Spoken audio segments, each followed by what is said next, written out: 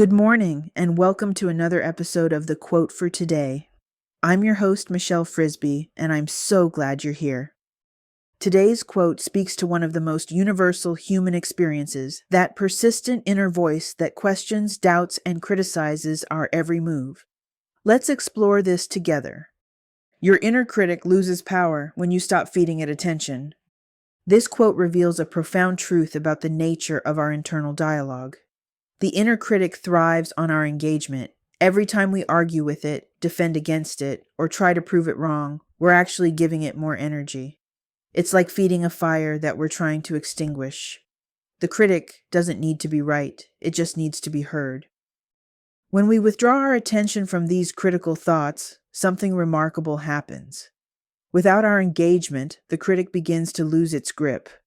It becomes background noise rather than the commanding voice that dictates our self-worth.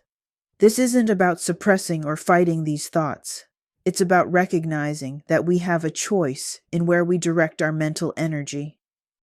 The power lies not in silencing the critic completely, but in learning to observe it without getting caught in its web. When we stop feeding it our precious attention, we create space for more nurturing voices to emerge, voices of wisdom, compassion, and authentic self-awareness. Morning intention. Notice when your inner critic speaks up today, and instead of engaging with it, simply acknowledge its presence and redirect your attention to something constructive. During the day, practice the observer stance. When critical thoughts arise, imagine yourself stepping back and watching them like clouds passing through the sky. Evening reflection.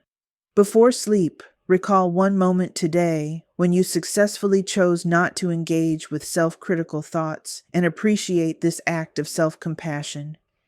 Here's a simple tool to remember: the attention redirect. When you catch yourself in a cycle of self-criticism, ask yourself, is this thought serving me right now?